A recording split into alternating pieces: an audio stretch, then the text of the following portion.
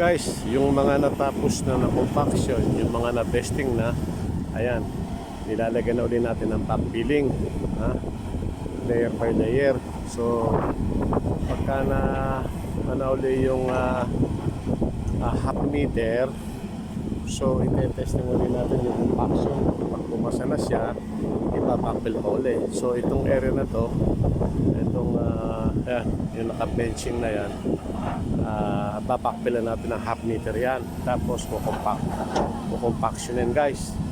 So pagka-compaction, darating yung quality control, testingin natin yan guys. Pag pumasa, pero before, after ng compaction, water natin, water compaction na ginagamit natin yung Shellwood.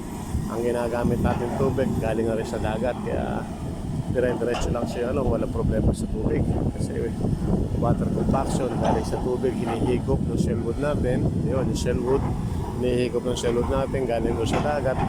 Yan, dinidilig naman natin sa compaction natin. Ang thickness ay 50 cm guys, ha?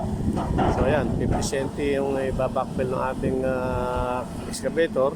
After na reach na yung kung makikita yung elevation, yung benching na 50 cm, compactionin with water compaction. After the compaction, didiligan natin siya guys, ha? So ayan, dire-diretso lang ang backfilling natin. After that, iwa-water compaction natin, and then yung quality control darating at testingin natin yan guys. So yan guys, ang ating status ng backfilling natin.